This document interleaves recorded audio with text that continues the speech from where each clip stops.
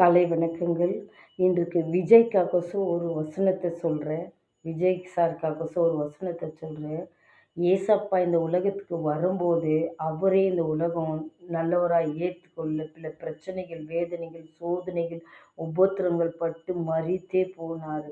கடவுளுக்கே அந்த கதின்னா, நல்ல மனுஷனுக்கு எந்த கதி இருக்கோ?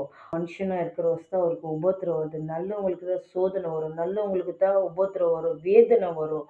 எல்லாமே வரும். நல்லவங்களுக்கு தான். கெட்டவங்களுக்கு ஒண்ணுமே வராது.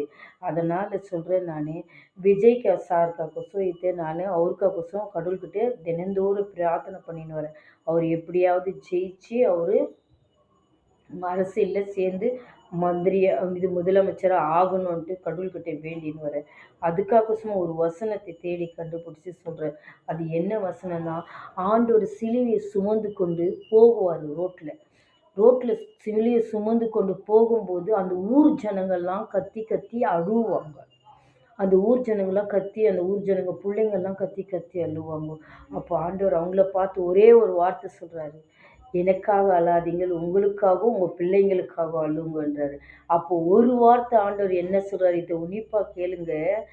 பச்சை மரத்துக்கே இந்த பாடுனா, பட்ட மரத்துக்கு உங்களுக்கு எந்த பாடு அப்படின்றாரு. அப்படின்னா என்ன அர்த்தம்னா, பரிசுத்தத்துல வாழ்ந்து பரிசுத்தமா இருந்து ஆண்டவர் அனுப்பின பிறகு இந்த உலகத்துக்கு வந்து கடவுளுக்கே அந்த கதின்னா, பாழா போன பாவத்துல இருக்கிற மனுஷனுக்கு எந்த நிலைமை இருக்கோ, அதே போல தான் எனக்கு ஆண்டவருக்கு வந்த சோதனை தான் இன்னைக்கு விஜய் சாருக்கு வந்துக்குது. விஜய் சார் அது எவ்வளோ அவர் கஷ்டப்படுறாரு, எவ்வளோ வேதனைப்படுறாரு, எவ்வளோ துக்கப்படுறாரோ, அவ்வளோ கடவுள் ஒரு நாளைக்கு அவருக்கு சந்தோஷத்த குடுப்பாரு, நிம்மதிய குடுப்பாரு. நிச்சயமாக ஆண்டவர் அவர ஜெயிக்க வைக்குவாரு. அதைத்தான் ஆண்டவர் சொன்ன ஒரு வார்த்தை மட்டும் யோசித்து ஆண்டவர் செயல்படணும். பச்சை மரத்துக்கே அந்த பாடுனா, பட்டை மரம் மனுஷனா பொறந்த நம்மளுக்கு எவ்வளோ பாடு இருக்கும்.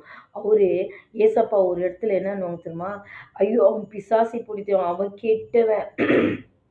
கேடு கெட்டவன், பிசாசு பிடித்தவன் அடிக்குவாங்க, காரி மூஞ்சி மேல துப்புவாங்க. எல்லாமே சகிச்சுன்னு தாழ்மை உள்ளத்தோடு அவர் எப்படி வாழ்ந்து வந்தார். இன்னைக்கு அவரை நம்ம கடவுளா அண்ணாந்து பார்க்கிறோம். நம்ம பாவங்களை தீக்கி வந்த தேவன் என்று அண்ணாந்து பார்க்கிறோம்.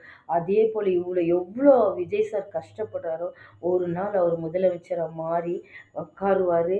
கடவுளை அவர் ஆசீர்வதிக்கணும்னு அவருக்காக சொன்ன ஆண்டவர்கிட்ட மன்றாடி கேட்கிறேன். ஏசப்பா, அவர் எப்படியாவது ஜெயிக்க வச்சு அவரை முதலமைச்சரை மாற்றி மனுஷங்கள் தேவைகளை சந்தித்து அவர் செயல்பட வையேன்னு இயேசு நாமத்தை நான் மன்றாடி கேட்கிறேன். ஜீவனுள்ள இயேசுவே, ஜீவனுள்ள நல்ல பிதாவே, ஆமென்.